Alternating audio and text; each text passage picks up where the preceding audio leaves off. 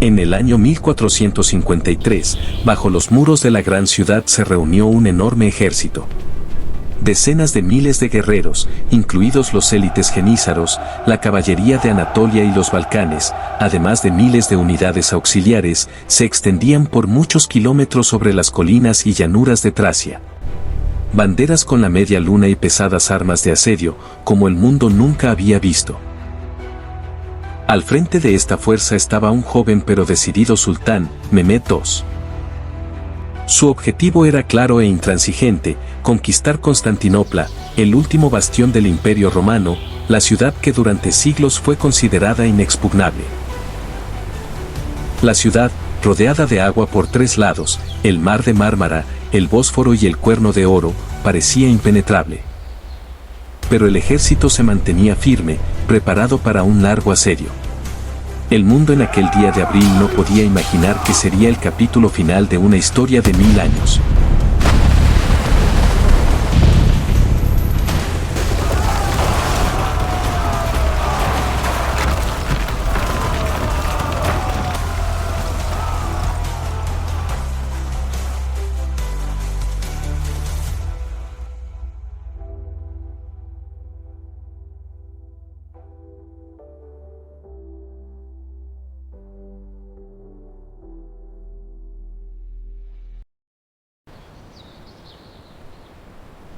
Constantinopla no siempre fue una isla solitaria en un mar de tierras hostiles.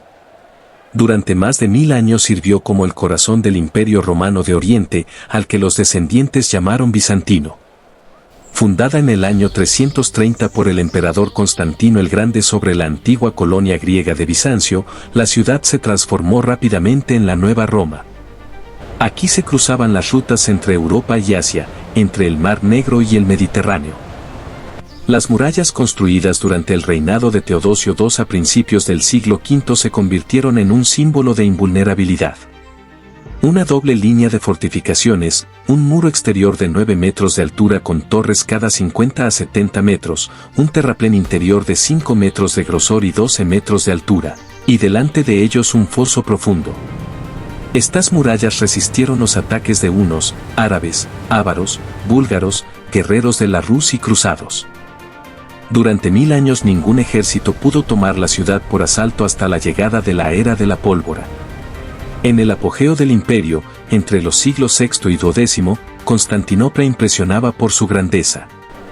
La población alcanzaba 500.000 y a veces 1 millón de personas, la mayor ciudad del mundo de aquella época. Las calles estaban pavimentadas con piedra, los acueductos transportaban agua limpia desde fuentes lejanas y enormes cisternas almacenaban reservas para años de asedio.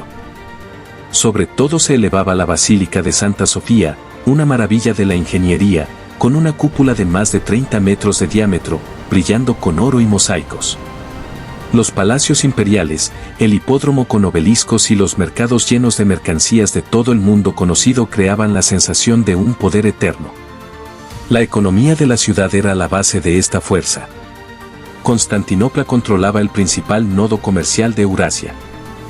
Por el Bósforo pasaban barcos con grano de Egipto y del Mar Negro, seda de China, especias de la India, pieles de Rusia, vino de Grecia e Italia. El Estado regulaba estrictamente el comercio, la 10ª parte de cada transacción iba a la tesorería. Los bizantinos producían sus propios tejidos de seda de lujo, después de que en el siglo VI unos monjes sacaran en secreto huevos de gusano de seda desde China, el imperio obtuvo el monopolio de este producto. Brocados, telas de púrpura y hilos de oro se distribuían por las cortes de Europa y Asia. Los talleres de la ciudad forjaban armas, joyas, vidrio y cerámica. El sólido de oro, nomisma, permaneció como la moneda más estable de la Edad Media durante 700 años. Su pureza y peso no cambiaban, y los comerciantes de todo el mundo lo aceptaban sin cuestionamientos.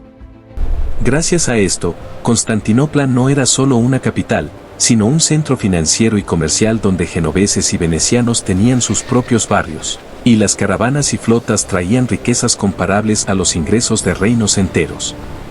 El imperio se extendía desde España hasta el Cáucaso y desde el Danubio hasta el Nilo. Pero desde el siglo XIII comenzó un declive imparable. En el año 1204, los cruzados de la Cuarta Cruzada, incitados por los venecianos, saquearon la ciudad. Las reliquias fueron llevadas, los palacios incendiados y la población se redujo. Aunque en el año 1261 Miguel Paleólogo recuperó Constantinopla, el imperio nunca volvió a alcanzar su antigua fuerza. Guerras civiles, epidemias de peste y la pérdida de Anatolia y los Balcanes debilitaron al Estado.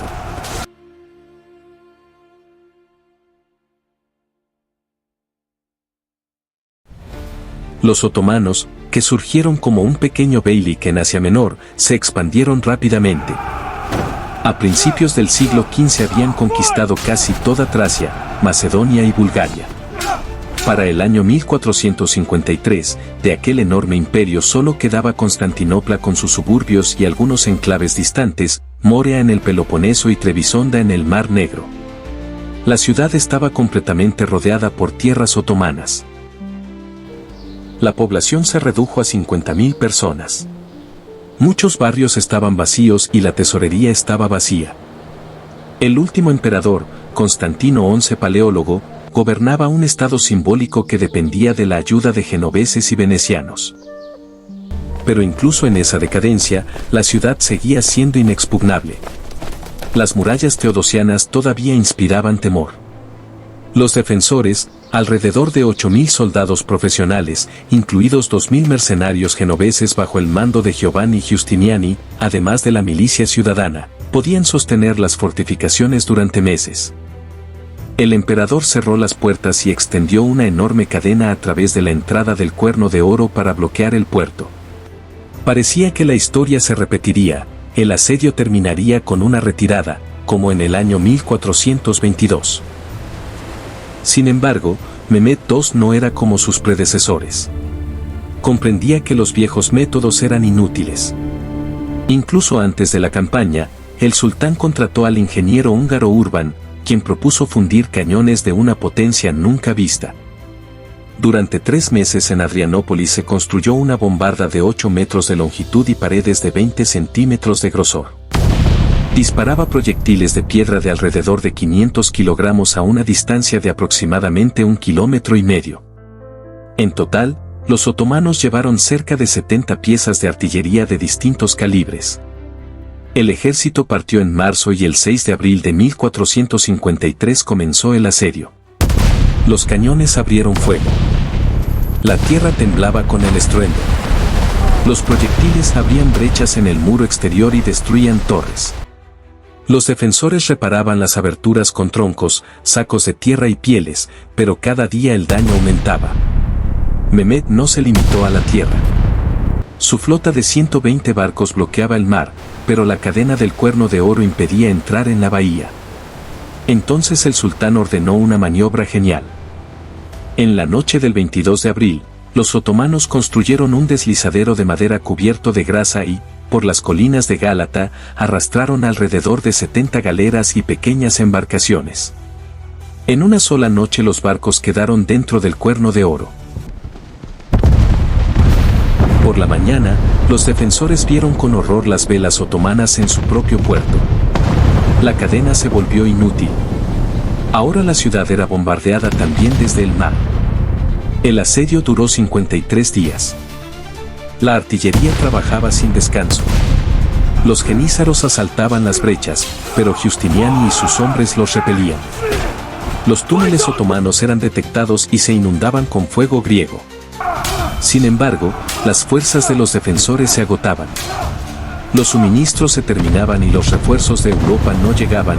El Papa solo envió unos pocos barcos que lograron romper el bloqueo en abril. El 29 de mayo, Mehmed ordenó el asalto general.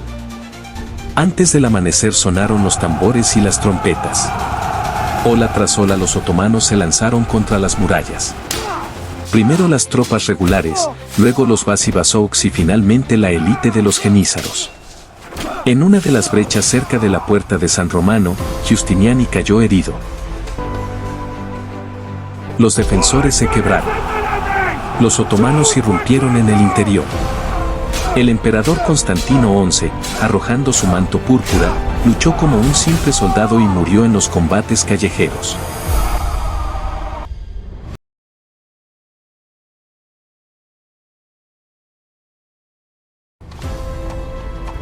Hacia el mediodía la ciudad había caído. Los otomanos vencieron no solo por número, aunque su superioridad era enorme. Vencieron por la revolución de la pólvora. Los cañones de Urban destruyeron lo que durante siglos se había considerado eterno. El traslado de la flota sobre las colinas demostró el genio estratégico de Mehmed. La presión constante, los ataques nocturnos y las excavaciones agotaron a los defensores. La ciudad, rodeada por todos lados y sin ayuda, no pudo resistir la nueva era de la guerra. Constantinopla, símbolo de una civilización cristiana de 1000 años, se convirtió en Estambul, la nueva capital del Imperio Otomano. Pero su grandeza no desapareció. Mehmed conservó muchas tradiciones, transformando Santa Sofía en una mezquita, pero dejando intactas sus maravillas. La economía renació, las rutas comerciales volvieron a vivir bajo el control otomano. Así terminó la historia de Bizancio. De un enorme imperio cuya economía alimentó a medio mundo y cuyas murallas aterrorizaban a los conquistadores, quedó solo una ciudad, y aún ella cayó ante la voluntad y la pólvora. La caída de Constantinopla mostró que ninguna fortaleza es eterna si el enemigo está dispuesto a cambiar las reglas de la guerra. Su caída abrió un nuevo capítulo en la historia, la era del poder otomano y el ocaso del mundo medieval.